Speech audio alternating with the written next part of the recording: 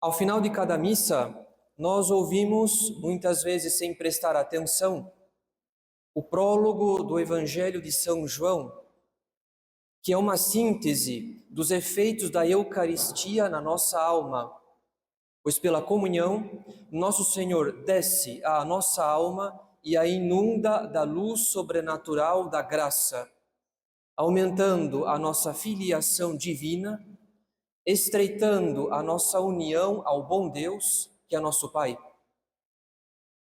Porém, o mesmo Evangelho apresenta uma triste realidade, quando diz: impropria venit, et sui eo non receperunt. Isto é, veio para o que era seu, mas os seus não o receberam.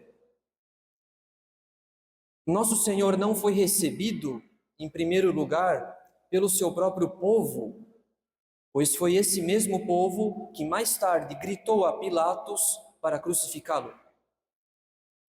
Mas há uma outra categoria de homens que não recebeu nosso Senhor.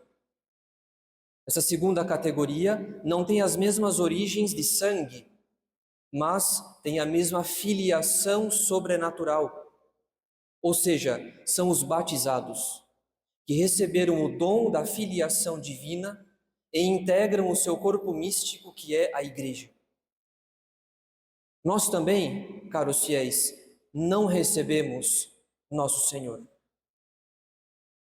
É certo que nós temos a virtude da fé, nós cremos que Jesus Cristo é Deus encarnado.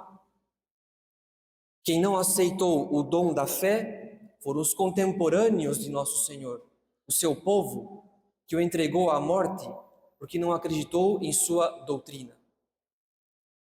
Por outro lado, se temos a fé, se não rejeitamos o dom da fé, a caridade muitas vezes pode faltar. Quando caímos em pecado mortal ou nos acostumamos a viver em estado de pecado mortal. Nesse caso, a nossa fé é morta, a nossa fé não é vivificada, não é embebida pela caridade. E assim, ela não pode nos conduzir à vida eterna. Então não foram apenas os contemporâneos de nosso Senhor que o rejeitaram. Todo batizado que não vive na graça santificante continua na própria vida aquela triste sentença do Evangelho.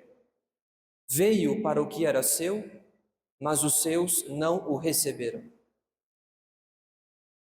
É por esse motivo que no tempo do Advento, que é um tempo especial da graça, nós temos a oportunidade de purificar a nossa alma de todos aqueles obstáculos que cedo ou tarde nos conduzem ao pecado mortal.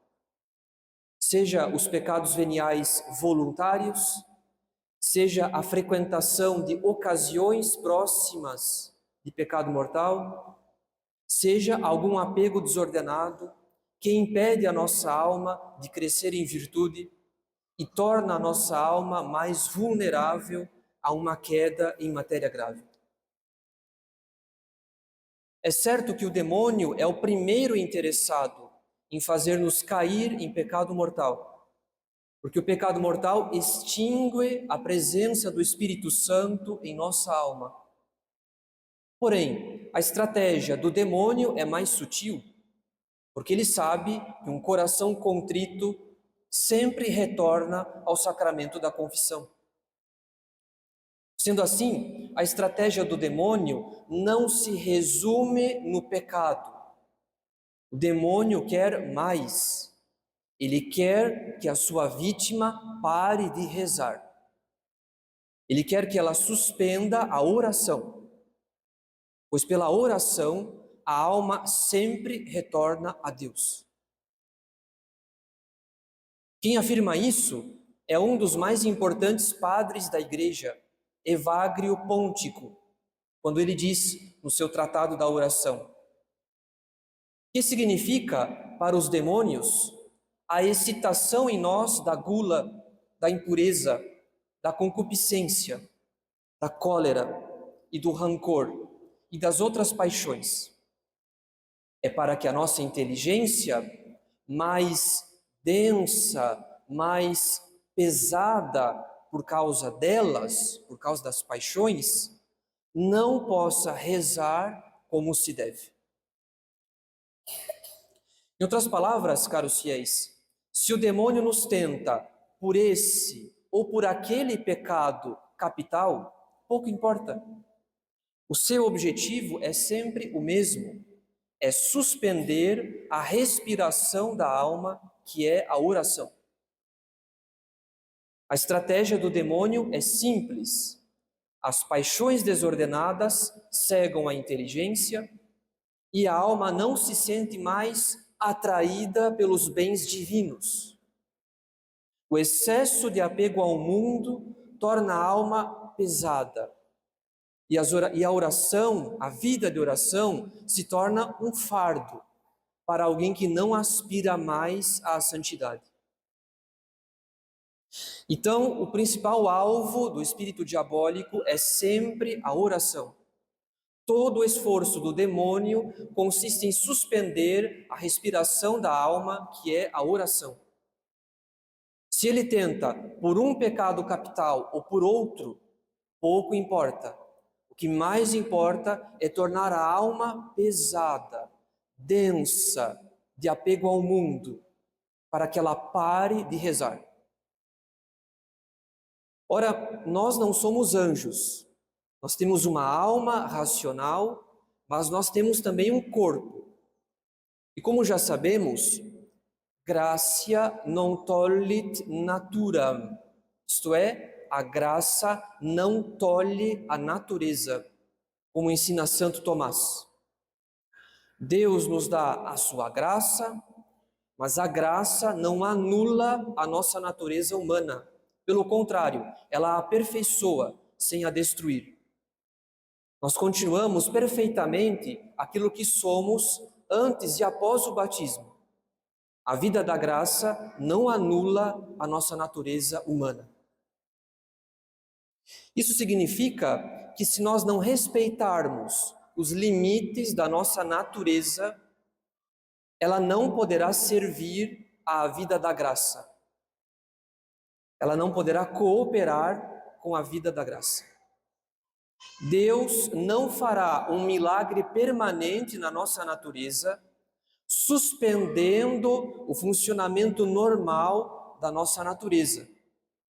Pelo contrário, se nós não respeitarmos os limites, as leis que regem a nossa natureza e a nossa saúde corporal, então a nossa natureza não poderá servir, não poderá cooperar com a vida da graça.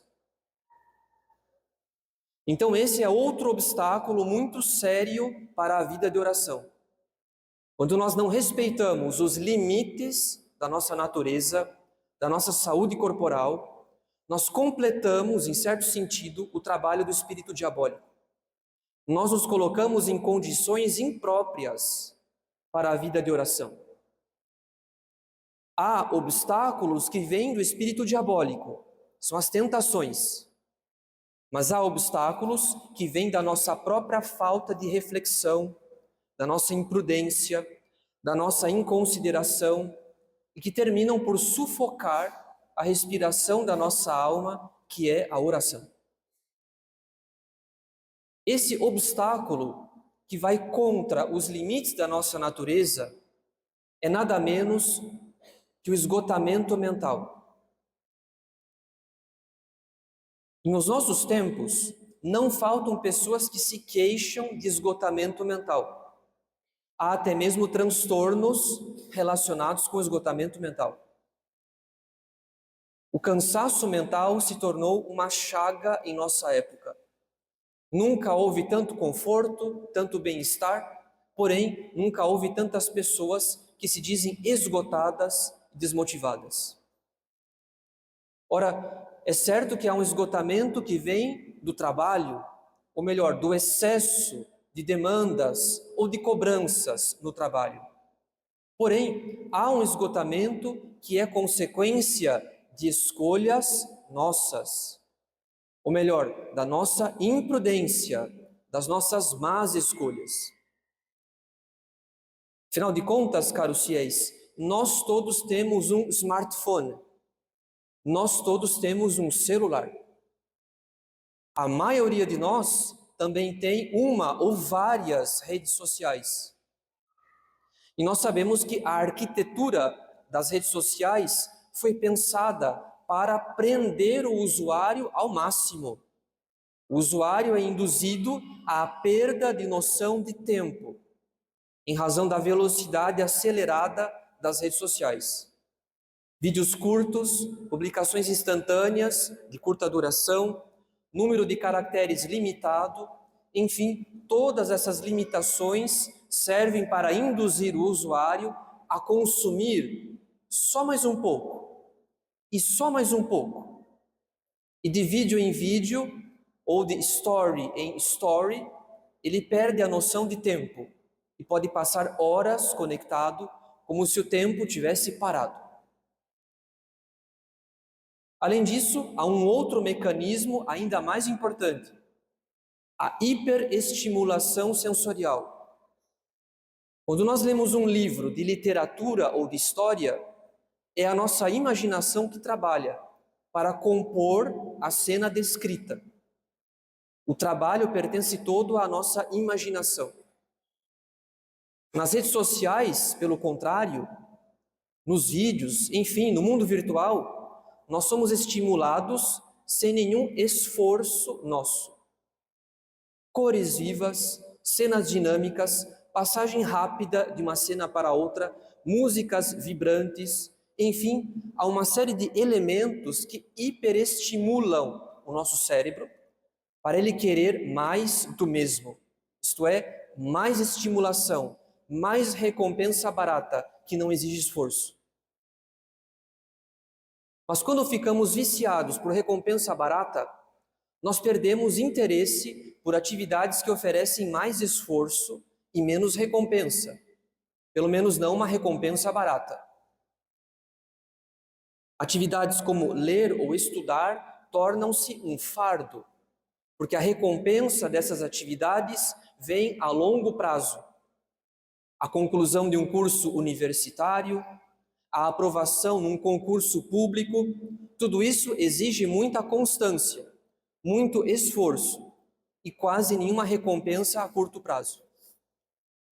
Ora, não é apenas o estudo que é prejudicado pela hiperestimulação das redes sociais. Quando nós desregulamos o nosso sistema de recompensa, o sistema dopaminérgico, a oração também é vítima, pois rezar não é uma atividade deleitável. Rezar é uma atividade árdua, que exige esforço, que exige constância, que exige luta contra as paixões desordenadas, inclusive contra o cansaço físico. Então, quando nós hiperestimulamos o nosso cérebro com recompensa barata, a oração se torna uma atividade odiosa. Nós adquirimos uma certa repulsa pela oração, porque ela significa esforço, atenção sustentada, constância, reflexão e nenhuma garantia de recompensa barata. Na verdade, caros fiéis, a hiperestimulação do mundo virtual tem um preço alto para o nosso cérebro, para a nossa natureza. Nós não somos apenas recompensados com tanta estimulação. Esse prazer barato nos desregula. Nós somos prejudicados no exercício das nossas capacidades intelectuais. Afinal de contas, o nosso cérebro tem uma capacidade limitada de processamento de informações. Quanto mais conteúdos rápidos, curtos, vazios, de pouco valor intelectual ou moral, de pouca relevância, mais o nosso cérebro se obriga a ficar constantemente em estado de alerta, sem que haja uma razão proporcional para esse gasto de energia. É como alguém que teme ser assaltado estando num lugar deserto. O seu estado de alerta é em vão, é um gasto inútil de energia. Então, esse estado de alerta de um cérebro viciado, que espera continuamente a próxima recompensa, causa a fadiga desses circuitos cerebrais. Ou seja, a partir de um certo limite, nós perdemos eficácia. Nós caímos num estado de fadiga, que se revela especialmente, que aparece especialmente em atividades mais elevadas, como o estudo ou a oração. Portanto, caros fiéis, rolar conteúdos na tela do celular pode parecer uma atividade ingênua, uma diversão inocente, talvez sem pecado nenhum. Porém, o acúmulo de hiperestimulação é a causa direta do esgotamento mental. Nós não conseguimos processar tantos vídeos, tantas postagens, tanta variação de cores, de sons, de conteúdos, sem chegar ao esgotamento da nossa capacidade de foco e atenção. Pelo contrário, esse excesso de estimulação diminui o nosso rendimento em atividades árduas, como o estudo ou a oração, e aumenta a sensação de estresse, de cansaço, de esgotamento. Além disso, nós temos uma outra rede de neurônios responsável pela consolidação das nossas memórias, que costuma estar ativada quando estamos refletindo ou simplesmente com a mente desocupada. Mas, como a hiperestimulação das redes sociais põe o nosso cérebro em estado contínuo de alerta, como nós viciamos o nosso cérebro por recompensa fácil e barata, essa rede neural se atrofia e as nossas memórias não são consolidadas. Então pensemos bem, caros fiéis, quantos bons livros de vida espiritual nós já lemos e quão pouco nós conseguimos reter desses livros.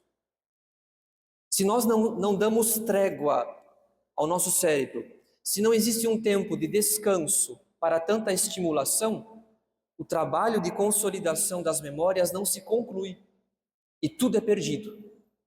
Assim como a lembrança desses conteúdos curtos e rápidos também é perdida, porque eles sobrecarregam a nossa atenção. Eles também não serão lembrados.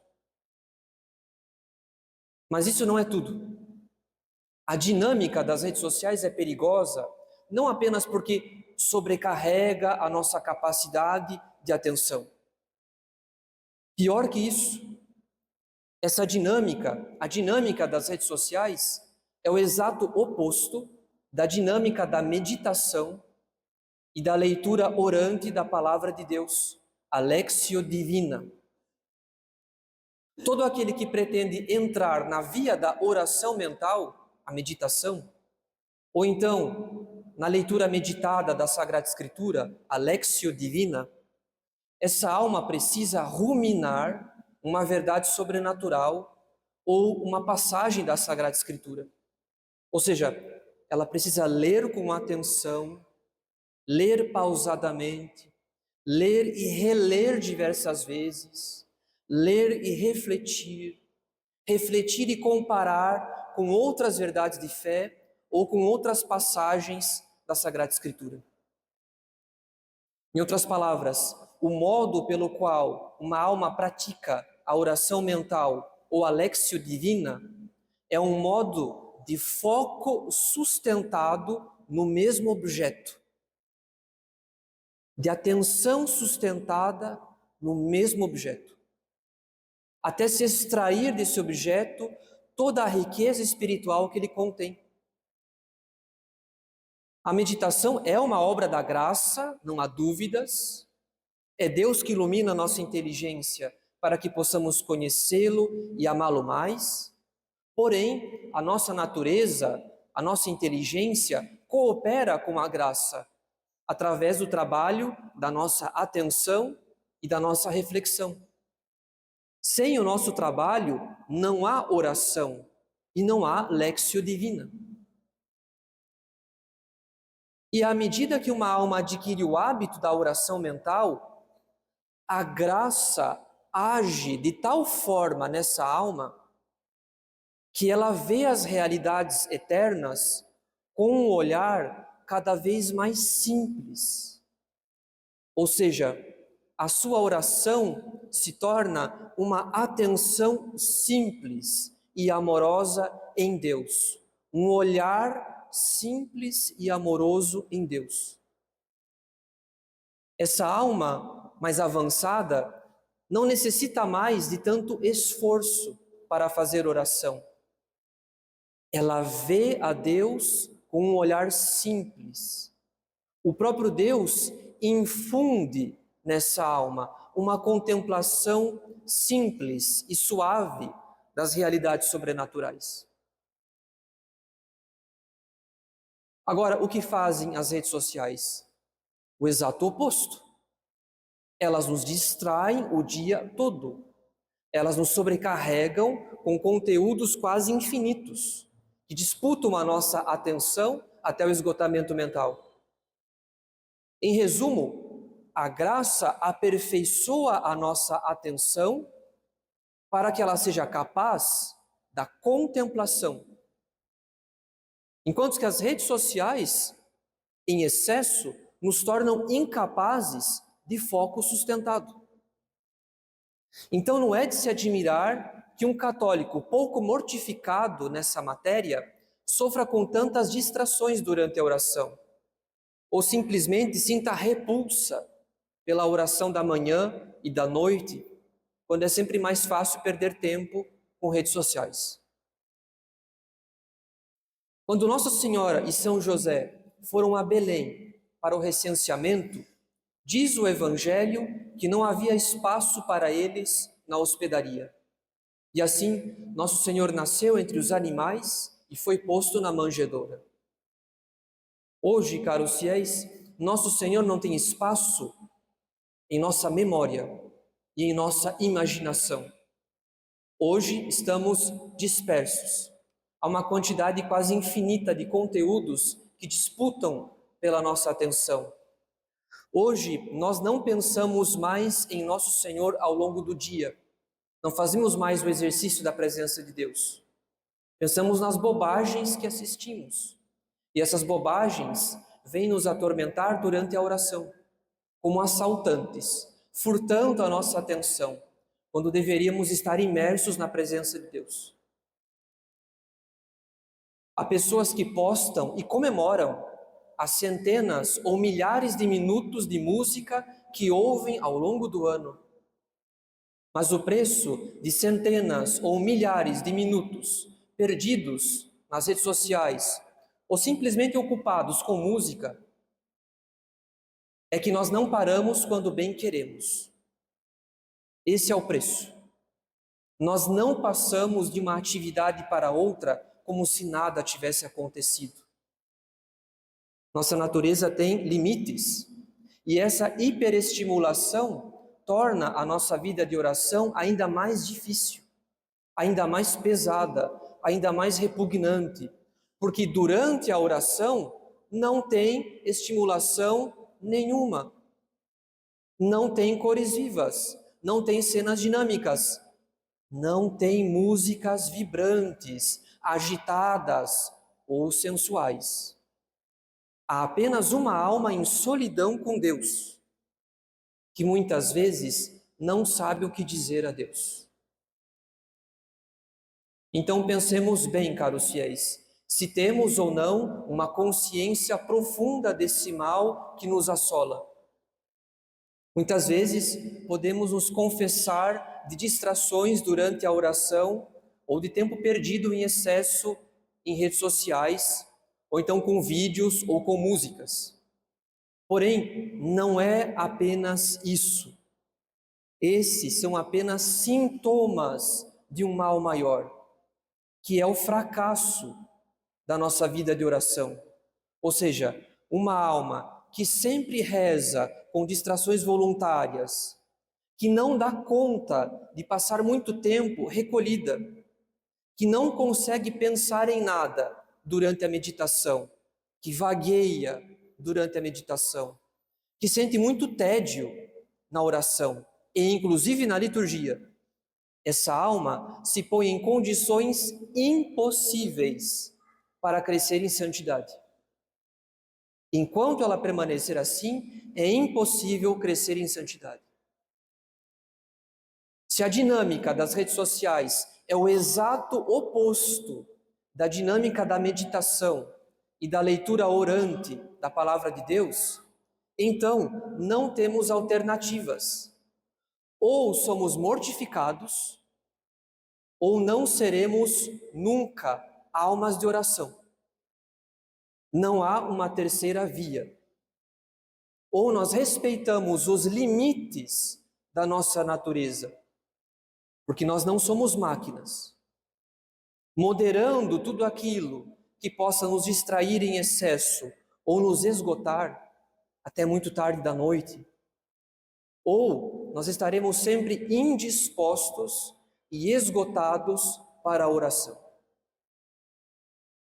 Não é apenas o demônio com suas tentações que ataca a nossa vida de oração.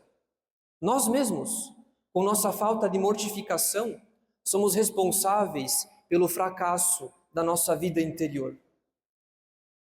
Então, todo católico que deseja com sinceridade a santidade, que deseja de todo o coração a santidade, precisa estabelecer resoluções concretas, claras e firmes para frear um vício que é o maior obstáculo para a vida de oração. A oração é a respiração da alma. Uma alma que não se esforça para rezar se põe na via da própria condenação.